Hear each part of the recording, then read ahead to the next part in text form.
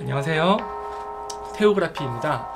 요즘 드론 영상 찍느라 바빴는데요, 오늘은 다시 세계 시민을 위한 없는 나라 지리 이야기로 여러분 곁을 찾아왔습니다.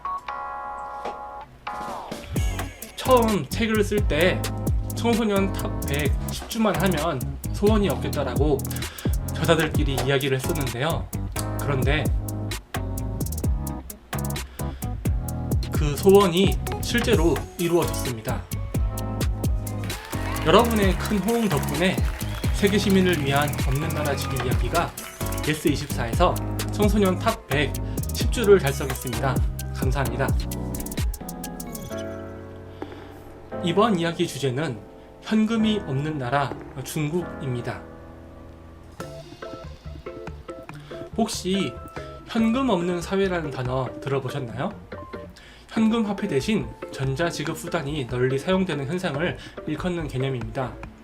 그래프를 보면 우리나라의 화폐 순 발행액은 지속적으로 감소하고 있습니다.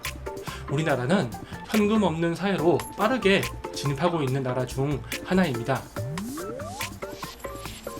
그런데 우리나라보다 앞서 현금 없는 사회로 들어선 나라들이 있습니다. 먼저 덴마크입니다. 덴마크는 세계 최초로 현금 없는 나라를 선언하고 이를 위해 나아가고 있습니다.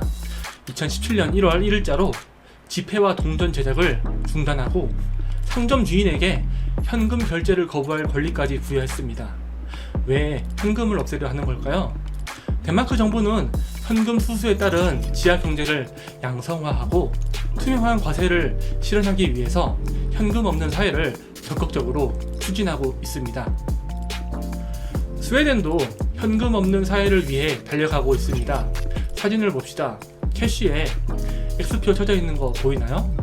스웨덴에서는 현금을 받지 않고 신용카드와 같은 전자지급 수단으로만 결제해야 하는 상점이 점차 늘어나고 있다고 합니다. 그리고 오늘 이야기의 주제 중국입니다. 중국은 세계 어느 나라보다도 현금 없는 사회로 빠르게 전환하고 있습니다.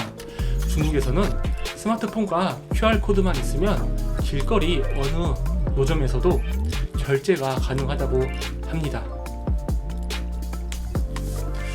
국공내전이 끝나고 중국은 런민비로 자국의 현금을 통일했습니다. 하지만 중국의 현금 경제는 문제가 많았습니다. 일단 위조 지폐가 만연했습니다. 가장 높은 단위인 100위안 지폐는 서로 주고받을 때 위조 지폐인지를 확인하는 게 당연시 여겨졌다고 합니다. 그래서인지 위조 지폐 감별기를 갖춘 상점들도 쉽게 찾아볼 수 있다고 합니다.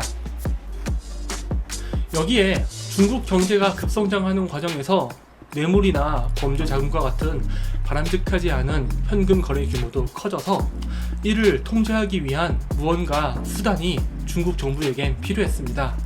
중국은 강력한 중앙 집권 국가입니다. 그래서일까요?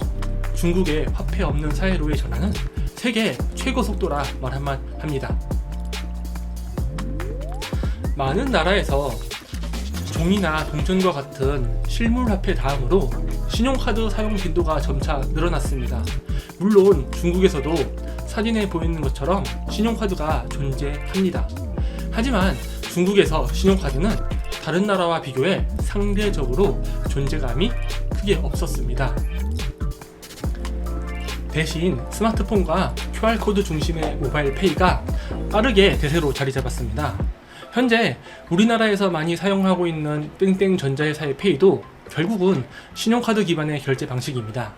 신용카드 정보를 스마트폰에 인식하고 이를 토대로 결제가 이루어지기 때문이죠. 중국에서는 QR코드와 스마트폰이면 충분한 모바일 페이가 널리 사용되고 있습니다. 이런 전자화폐로의 전환은 중국의 BAT라 불리는 핀테크 기업들이 주도했습니다. BAT는 바이두, 알리바바, 텐센트의 앞글자를 따서 만들어진 이름입니다.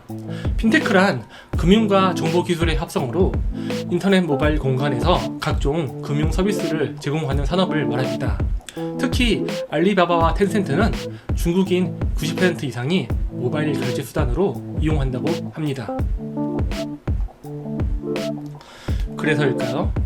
중국에서는 구걸도 QR코드를 걸어놓고 합니다.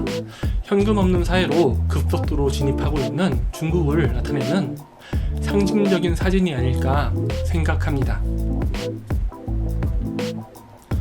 중국 정부는 여기에서 나아가 디지털 위안화를 도입했습니다.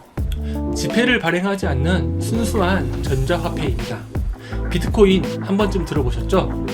비트코인에서도 사용하는 블록체인 기술을 활용해서 이 전자화폐를 투명하게 관리하고 있다고 하네요.